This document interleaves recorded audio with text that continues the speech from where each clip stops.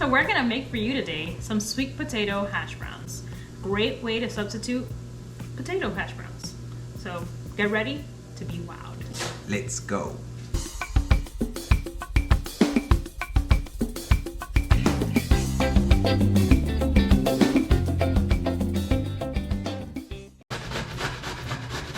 I'm going ahead and shredding my sweet potato.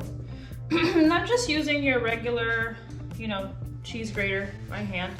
And I know that there's other fancier machines out there that might shred it for you, but I'm old-fashioned, I'm doing it by hand. And it's nice that the sweet potato shreds really nicely. It's easy, it just glides over the side here, just like that. So once we have shredded the sweet potatoes, you're gonna wanna go ahead and season them. I'm gonna start off with some black pepper.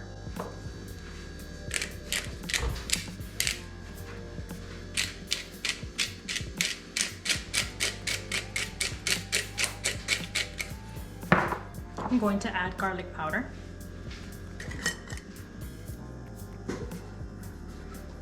I like to be generous with my garlic. I'm gonna also add some herbs like parsley. And you can do without these, but I like my sweet potatoes to have an herby feel. I think it balances out the sweetness. And I'm gonna add just a pinch of oregano. Last thing is some salt.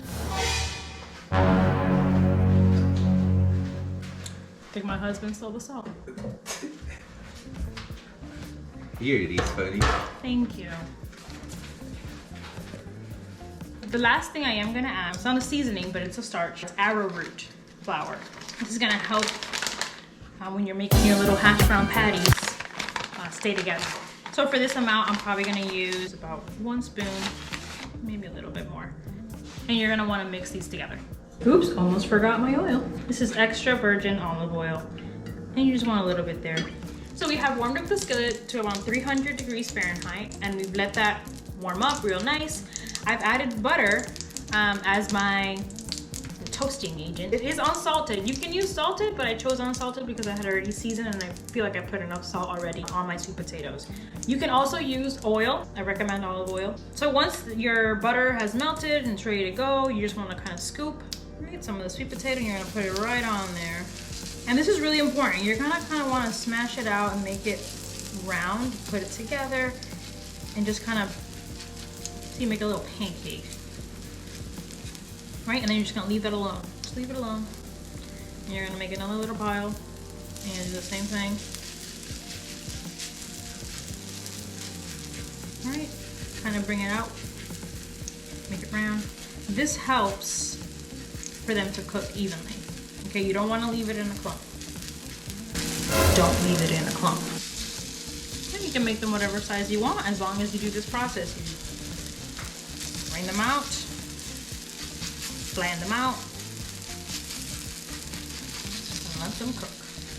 My hash brown pancakes have been here for about 5 minutes or so, and I want to go ahead and flip them. I can already see that there's a nice little crust on some of these in the bottom. They've started to color, so that's usually an indication that they're ready to flip.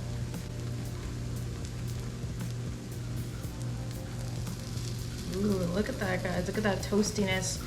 Now, you're perfectly welcome to leave them longer if you want more of a crust on these. Not a problem. Not a problem. Awesome. So we have let both sides cook for about 5 minutes or so. And you can check these yourself once you've seen, like, okay, I definitely want them this level of crispiness, or no, I want to leave them a little longer. That's fine. I did notice that the difference between the oil and the butter is that the butter will give you it will give you a crisp on it, but it leaves it more juicy, I suppose, more soft, but it's still just as delicious. The oil gives you a crisper exterior, so if you want more of a crunch, then you want to go with the oil. So all that's left for these babies is to just whip them out onto a plate and give it a go. You want to go ahead and make your side whatever it is that you want. You can make eggs or, well, we made eggs, so.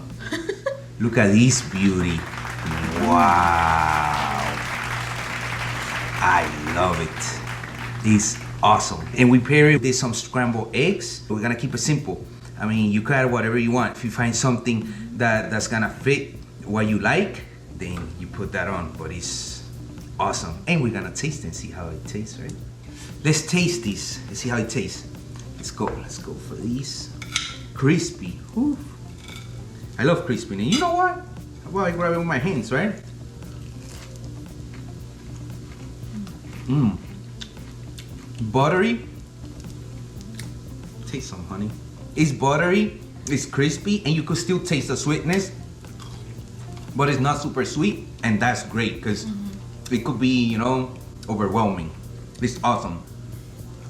Then with some eggs.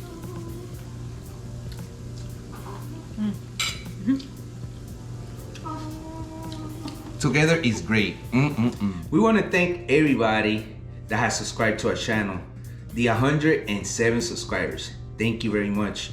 We are glad to be part of the Lectin-free community, Lectin-free lifestyle. Yeah, and that's why we are trying to share with you all the lectin-free recipes that we can come up with, because lectin-free doesn't have to be boring. It is delicious, and actually I prefer it than the way that I used to eat. So hope you guys like our recipes, and let us know how it goes if you try one. And we feel better.